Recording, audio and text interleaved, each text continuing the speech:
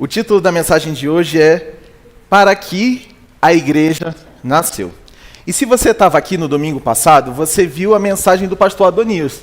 A gente passou a mensagem do pastor Adonias, que foi uma mensagem que a gente viu ao vivo lá no Conexão 316, gravamos e trouxemos para passar para os irmãos. Se você não viu lá no Conexão 316 e não viu aqui, aí perdeu. Aí não tem jeito. Mas a mensagem do pastor Adonias era: para que eu nasci? Para que eu nasci? E ele respondeu com 3 tópicos que eu quero reprisar com os irmãos. O primeiro tópico é: você nasceu para conhecer Jesus intimamente. O segundo é: você nasceu para ter uma vida coerente com os ensinamentos de Jesus. E o terceiro é: você nasceu para influenciar outras pessoas a seguir a Jesus. Direto e reto. E aí, pensando sobre isso, e pensando sobre coisas que Deus já vinha colocando no meu coração, eu queria responder com os irmãos hoje a seguinte pergunta: para que a igreja nasceu?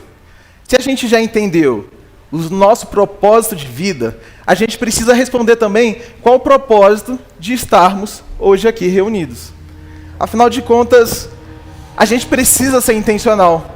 A gente precisa ser intencional enquanto pessoas e a gente precisa ser intencional enquanto igreja. E nada melhor do que a gente lembrar e reprisar os motivos de nós estarmos aqui. E quando eu estava estudando e montando essa mensagem, de início eu queria responder essa pergunta no final. Mas eu decidi responder agora, mas você vai ter que manter a atenção ainda. Eu vou responder para quê e depois a gente vai conversar sobre o como. O propósito da igreja: a igreja nasceu para que eu e você possamos nos fortificar mutuamente, nos edificar mutuamente a viver o propósito que Deus tem para mim e para você.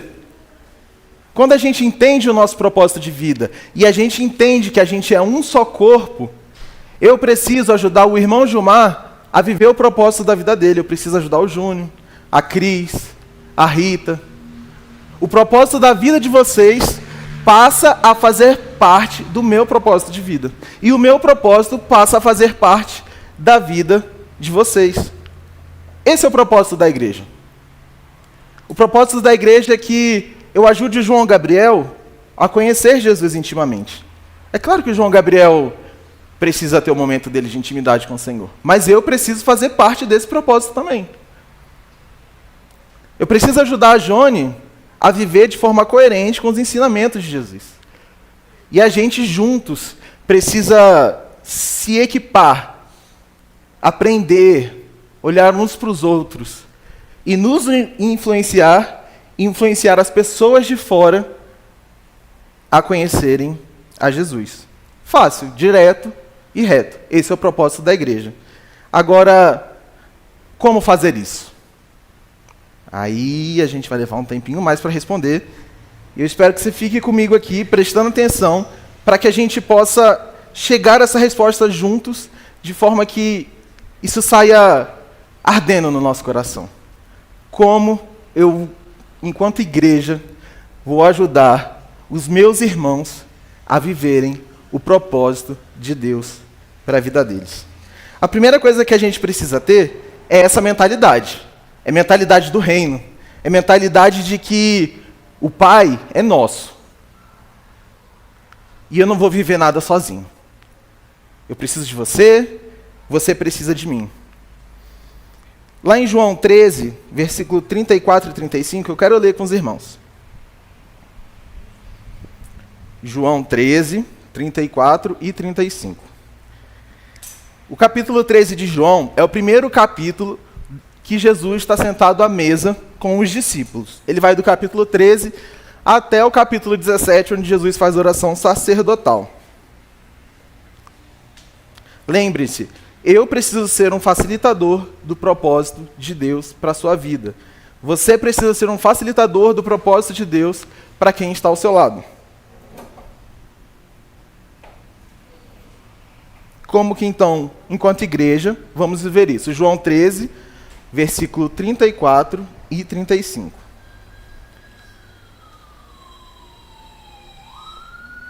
um novo mandamento. Eu lhes dou um novo mandamento, que vocês amem uns aos outros, assim como eu os amei. Que também vocês amem uns aos outros. Nisto, todos conhecerão que vocês são os meus discípulos, se amarem uns aos outros. Ou seja, Jesus está falando que a gente vai ser conhecido enquanto igreja, enquanto discípulo, enquanto pessoas que estão juntas para buscar o Senhor Jesus, se nós amarmos uns aos outros. E aí depois Jesus vai e fala que ninguém tem amor maior do que aquele que dá a vida pelos seus amigos. E aí, a gente lê essa passagem e tem a sensação que Jesus está fazendo um upgrade em relação a ame o seu próximo como a ti mesmo. E é certo a gente pensar assim, o negócio ficou um nível mais hard. Mas como é que Jesus amou? Quando os discípulos ouviram aquilo, o que eles pensaram? Porque a gente, 2000 anos depois, sabendo da cruz de Jesus, a gente pensa automaticamente na morte e sacrifício de Jesus. Quando a gente pensa a forma com que Jesus amou, a gente remete à cruz, porque a gente já está daqui. Mas dificilmente os discípulos lá, sentados na última ceia, que eles nem sabiam que era a última ceia, talvez, apesar de Jesus já ter falado várias vezes, eu acho que eles não tinham acreditado ainda. Como é que eles pensaram nisso? Como é que eles pensaram em amem uns aos outros da forma que eu amei vocês? Lembrem-se, a gente está falando do propósito da igreja, não se esqueçam. Provavelmente, eles pensaram em toda a trajetória que eles já tinham tido com Jesus, os 3 anos de ministério. Mais provavelmente ainda, eles pensaram no evento que tinha acabado de acontecer, antes de Jesus falar isso. Antes de falar isso, eles tinham acabado de passar pelo lava-pés. Eles estavam sentados à mesa, não era uma mesa assim, era uma toalhinha no chão, com umas almofadas, estilo dorama, né, tia Mônica? E aí, a Bíblia conta que Jesus se levantou, amarrou uma toalha na cintura, pegou uma bacia e começou a lavar os pés dos discípulos. E a sensação que dá é que o primeiro que ele vai é em Pedro, porque Pedro se assusta muito. Tipo, você vai lavar meu pé, não vai? Naquela cultura, o lavar os pés era a função do escravo menos capacitado. Era do escravo que não sabia cozinhar, não sabia cuidar de roupa, não sabia cuidar do campo. Era como se fosse uma das funções mais ruins de se fazer. Era lavar os pés. E aí, Pedro, que já tinha declarado que Jesus era o Cristo, Filho do Deus vivo, falou, uai, você não vai lavar meu pé, eu que vou lavar o seu, peraí, vamos trocar essa toalha aqui rapidão. E Jesus para e fala, Pedro, pera, se eu não lavar os seus pés, você não tem parte comigo. E aí Pedro, exageradão, né, fala, então me dá um banho, né, me lava inteiro, então.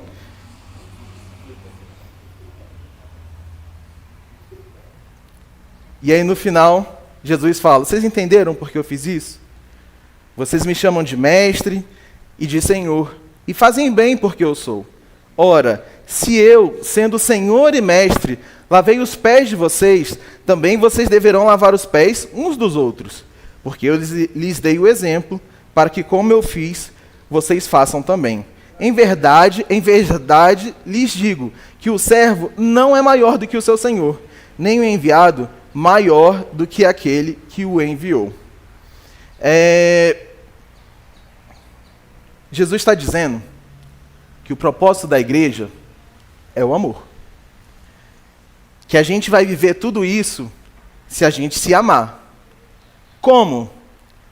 Eu coloquei 3 pontos, pontos, para a gente conversar sobre como a igreja vive o seu propósito amando. E depois eu coloquei 3 pontos de como a igreja não vive o seu propósito. O primeiro e está claro aqui, é servindo. A gente ama, a gente se edifica para que cada um de nós consigamos viver o nosso propósito, lembrando que o propósito é pessoal e intransferível. Ou seja, o que o Lúcio pode fazer, só o Lúcio pode fazer. Os lugares que o Lúcio vai, só o Lúcio vai. Eu trabalho numa escola. O Lúcio trabalha na PGR, né, Lúcio? Eu não consigo acessar as pessoas que o Lúcio acessa. Eu tenho meu casamento, o Lúcio tem o dele. Temos propósitos diferentes, mas junto enquanto igreja, precisamos nos ajudar a viver isso. E uma boa forma é servindo ao outro. Conhecendo as necessidades uns dos outros. O que o Adalmi precisa?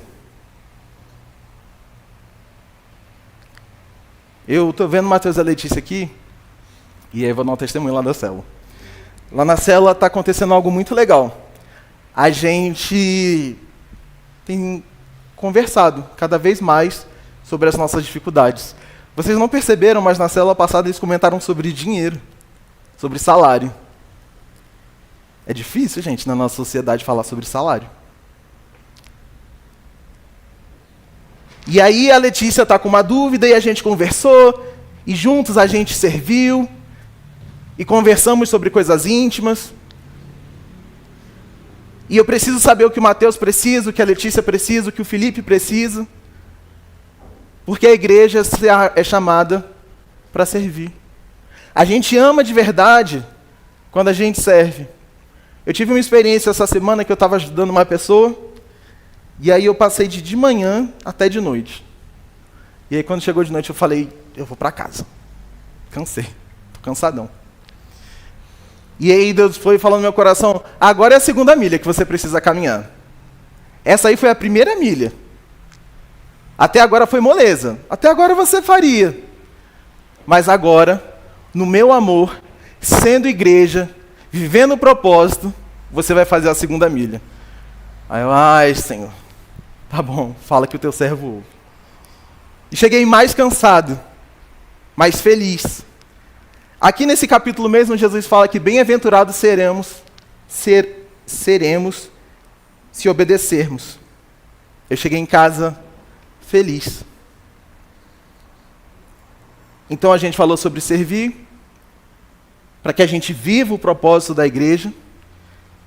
Depois eu quero falar sobre ser vulnerável. Acho que isso é mais difícil. Isabela me falou uma frase que ela nem lembra onde ela viu, mas diz assim, só há intimidade onde há vulnerabilidade.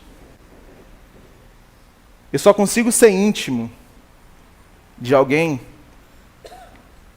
se eu abrir meu coração, se eu contar as minhas vulnerabilidades. Lá na célula eu conto as minhas, eu não vou contar aqui porque eu fico com vergonha, muita gente. Mas se a gente caminhar junto, ainda que seja difícil, eu vou tentar contar para você as minhas vulnerabilidades. E você pode confiar em contar para mim. A igreja ama e vive o propósito dela quando a igreja é vulnerável. A gente tem a sensação que a gente precisa, aparentar ser pessoas perfeitas. A gente tem a sensação, e a gente aprendeu isso do mundo, que vulnerabilidade não é para a gente. Mas o nosso Deus é o Deus que se fez vulnerável. O nosso Deus não é o Deus que mata, é o Deus que morre. O nosso Deus escolheu ser vulnerável para que a gente conseguisse olhar para Ele e aprendesse. A igreja vive o propósito dela quando ela aceita ser vulnerável. Claro, gente, com equilíbrio. Eu não estou falando para você chegar lá no seu trabalho e mostrar suas perebas todas. Mas as pessoas precisam te conhecer. Senão elas nunca vão ver Deus agir na sua vida. Lá em Tiago diz que confessando os pecados uns aos outros, orando para que sejam curados. Com isso eu vejo que a igreja é saudável à medida que ela é vulnerável. À medida que ela confessa pecados. E confessar pecados é estar vulnerável. Eu não quero chegar aqui para vocês e falar os meus vícios. Eu tenho. Eu tenho as minhas perebas. É difícil. Mas Deus nos chama para viver isso. para que a igreja viva o propósito dela do amor e edifique uns aos outros, a gente precisa ser vulnerável. Senão a gente afasta as pessoas. Eu lhes dei o exemplo, para que como eu fiz, façais também. E o terceiro ponto, intimidade com Deus. Para que você conheça a Deus, para que você conheça Jesus intimamente, eu preciso buscar. Gente, eu sei que é difícil falar isso. Está batendo primeiro em mim, meu coração chega acelerou agora, tá? Eu preciso buscar Deus de verdade. Para que quando outras pessoas vierem aqui, elas possam conhecer a Deus de verdade. Eu preciso buscar a santificação. Para que outras pessoas sejam incentivadas a isso. Eu preciso ter uma transformação no meu caráter. Eu não posso ter o mesmo caráter que eu tive no início do ano. Para que você viva os propósitos de Deus para a sua vida. Para que a igreja seja uma facilitadora de processos. Para que você viva os seus propósitos, é necessário santidade.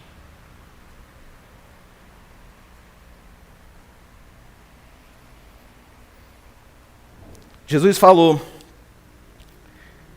nessa mesma conversa à mesa, diz assim: antes da festa da Páscoa, sabendo Jesus que era chegada a sua hora de passar deste mundo para o Pai, tendo amado os seus que estavam no mundo, amou-os até o fim. Durante a ceia, tendo o diabo já posto no coração de Judas, filho de Simão Iscariotes, que traísse Jesus, sabendo que o Pai tinha confiado todas as coisas às suas mãos, que ele tinha vivido... Ah, não, desculpa, gente. Desculpa, eu estou lendo só um pouquinho.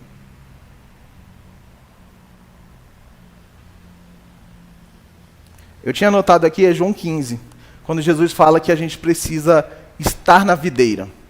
Que ele é a videira e os ramos somos nós. A gente precisa estar em Jesus. Para dar fruto, para a nossa igreja dar fruto, a gente precisa estar em Jesus. E ele é o agricultor, é ele que corta o que não presta, é ele que tira o que não presta, é ele que molda o meu caráter, o seu caráter e o caráter da nossa igreja. Para que a igreja seja bênção e verdadeiramente te leve a viver os seus propósitos, é necessário ter santidade, é necessário ter intimidade com Jesus. E aí eu já estou perto de terminar, mas eu queria destacar 3 coisas que a gente tem uma tentação em fazer, e isso atrapalha a igreja a ser uma facilitadora de propósitos. A primeira coisa é ser egoísta. Ou, me desculpe a palavra, ser cliente da igreja.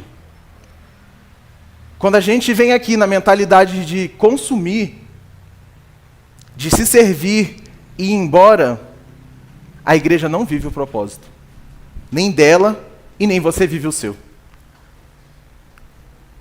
Porque o apóstolo Paulo fala lá em 1 Coríntios 14, que a gente se junta, e aí um canta, o outro fala, o outro ensina, o outro fala em línguas, mas todos para edificação.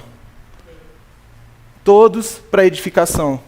E juntos em um só corpo, onde Cristo é o cabeça e nós somos o corpo, alinhados, perfeitos. E nenhuma parte do corpo pode virar para outra e falar que é mais importante do que a outra.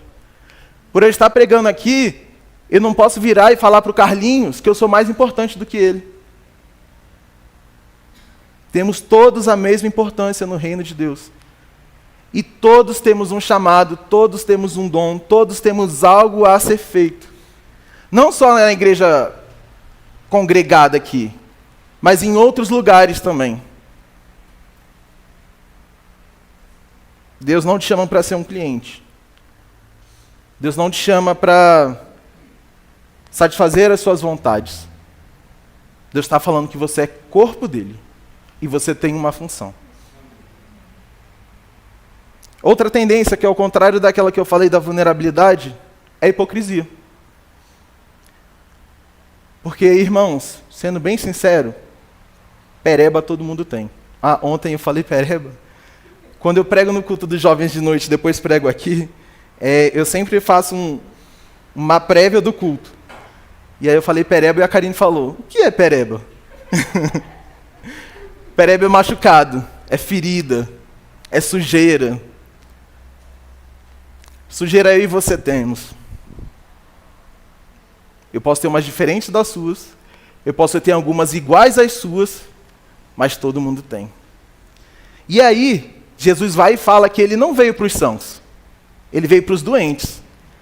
E se a gente for hipócrita e esconder as nossas perebas, Jesus vai embora.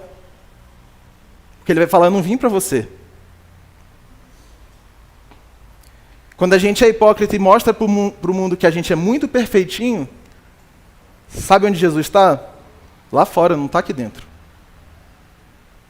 Foi isso que aconteceu com os fariseus. Ou não foi? Não foi nesse contexto que Jesus falou? Eu vim para os doentes. Eu não vim para chamar os justos, e sim os pecadores. Quando a gente se esconde muito, o mundo fica com medo de entrar aqui.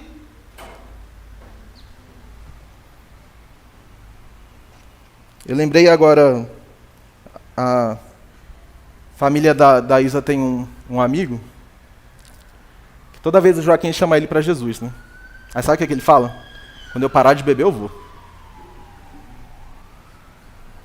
Uai, essa é a sensação que ele tem, que aqui dentro só entra quem está bonitinho, cabelo penteado, perfume passado, e a gente afasta o mundo. Se você já é mais antigo em igreja, com certeza você já ouviu falar que não podemos deixar o mundo entrar na igreja. E esse jargão veio de uma forma boa, da gente ter cuidado de não repetir as coisas do mundo. Mas se o mundo não entrar aqui, se as pessoas que estão lá fora não entrarem aqui, quem é que vai entrar? Quem é que o Senhor vai chamar para estar aqui com a gente? Não podemos cair na tentação, porque isso impede que eu viva o meu propósito, que você viva o seu propósito, que a igreja deixe de cumprir o propósito dela. Quando a gente é hipócrita. E por último, também o contrário da santidade. Eu deixo de viver, eu vou repetir várias vezes, eu deixo de viver o meu propósito, você deixa de viver o seu propósito. O propósito da gente estar reunido aqui se perde quando temos uma vida morna. Não é isso que o anjo diz para a igreja de Apocalipse? Conheça as obras que você realiza, que você não é nem frio, nem quente. Quem dera fosse frio ou quente. Assim, porque você é morno, e não é nem quente, nem frio, estou a ponto de vomitá-lo da minha boca.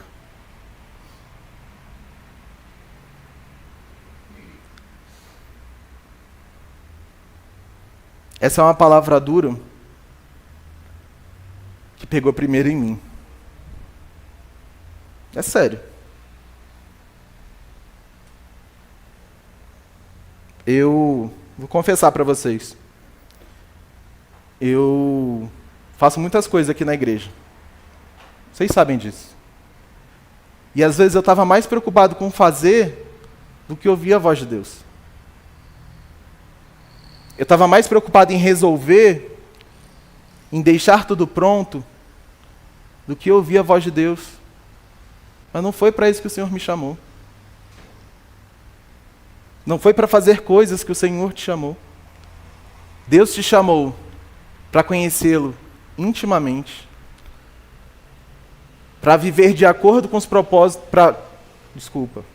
para caminhar de forma coerente com os ensinamentos dele, e para influenciar outras pessoas a seguir a Jesus. Foi para isso que o Senhor me chamou, foi para isso que o Senhor te chamou. Não é para fazer coisas aqui.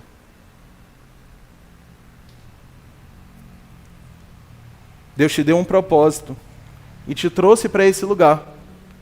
para que você viva o seu propósito e você ajude outras pessoas a viver o propósito delas. Lembrem, o Pai é nosso. Ainda que os propósitos sejam individuais, eles precisam ser compartilhados. Então, aqui dentro desse auditório, é difícil de você compartilhar o seu propósito. Procure um núcleo menor de pessoas. Procure uma célula. Procure um ministério.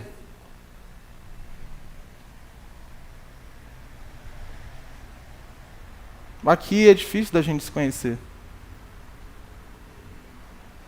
Aqui a gente pode conversar um pouquinho no início, um pouquinho no final, mas eu não consigo ouvir a sua vulnerabilidade. Você não consegue ouvir a minha. E aí eu não consigo ser bênção na sua vida, você não consegue ser bênção na minha. E aí quando a gente se reúne, a coisa não acontece como deveria. O Senhor está aqui, a presença do Senhor está aqui. Mas Deus tem mais para nós. Graças a Deus por tudo que recebemos. Graças a Deus por tudo que a nossa igreja caminhou. Mas o Senhor tem mais para mim e para você. O Senhor tem mais para a gente quando a gente se reunir aqui. Para finalizar, eu queria citar uma frase. É o lema de uma igreja. Viver pela fé e ser reconhecido pelo amor. Viver pela fé e ser reconhecido pelo amor. Mas a verdade é que na maioria das vezes a gente quer ser reconhecido pela fé. Porque ser reconhecido pelo amor é muito mais difícil. Nisto conhecerão que são os meus discípulos, se amarem uns aos outros. Viver pela fé e ser reconhecido pelo amor. É para isso que o Senhor nos chama. Muitas vezes é difícil ser reconhecido pelo amor. Às vezes a segunda milha parece muito maior do que a primeira. Apesar de serem números absolutos, né? 1 e 2 milhas, a segunda sempre é mais difícil. Mas é para isso que o Senhor nos chama. Amém? Que a gente possa, em nome de Jesus, viver os propósitos para que nascemos. E juntos a gente possa edificar um ao outro. Eu vou orar para a gente encerrar. Queria pedir para você abaixar a sua cabeça, fechar seu olho. Senhor Deus, obrigado, Senhor, pela Tua palavra. Obrigado, Senhor, porque a Tua palavra, ela corta, Senhor. Ela chega, Senhor, onde a gente não estava pensando. Obrigado, Senhor, porque o Senhor nos exorta. Mas o Senhor sempre, Senhor, traz a resposta. Obrigado, Senhor, porque o Senhor nos exorta, porque o Senhor nos ama. Exortação, Senhor, é o Teu amor manifesto. É o Senhor falando para a gente que tem mais, que o Senhor quer entregar mais. É por isso que o Senhor exorta. O Senhor não exorta porque é um Deus sádico ou porque gosta de bater, não é nada disso, Senhor. O Senhor sempre exorta em amor, nos chamando para mais perto de Ti. O Senhor nos exorta porque o Senhor acredita em nós. Obrigado por isso, Senhor. Obrigado, Senhor, porque tantas vezes a gente é igual Pedro, Senhor. Declara que o Senhor é o Cristo e depois temos que ouvir para trás de mim, Satanás. Mas ainda assim o Senhor ama. Ainda assim o Senhor chama, ainda assim o Senhor cuida. Ainda assim o Senhor faz infinitamente mais do que pedimos ou pensamos. Obrigado, Senhor, por isso. Continua a falar conosco, Senhor. Não nos deixe, Senhor, ser morno. Tem misericórdia de nós, Senhor. Queremos estar em Ti, Senhor, e não ser vomitados. Queremos estar em Ti. Queremos viver, Senhor, de forma coerente, Senhor, com o que o Senhor nos chamou. Queremos, Senhor, contar tudo que o Senhor tem feito em nós para outras pessoas. O Senhor nos dá a sabedoria de, Senhor, de sermos vulneráveis. É preciso sabedoria, Senhor, é preciso coragem. Nos traz, Senhor, essa coragem. A coragem que só o Senhor pode trazer. A tranquilidade que só o Senhor pode trazer. É difícil, Senhor, a gente contar os nossos pecados para outras pessoas. Nos dá coragem, Senhor. Ô, Senhor, e que o Teu nome seja glorificado, Senhor, nessa igreja. Que o Teu nome seja exaltado, Senhor, nessa igreja. Senhor, que a cada domingo, Senhor, que a gente se reunir aqui, a Tua presença seja cada vez mais real. Ô, Senhor, que durante a semana a gente possa se encher de verdade do Senhor. E chegar aqui no domingo e celebrar, Senhor, a Tua presença. Celebrar, Senhor, e Te louvar, e Te engrandecer. É isso que queremos, Senhor. Tem misericórdia de nós. E obrigado, Deus. Obrigado pelo Teu amor. É o que oramos em nome de Jesus. Amém.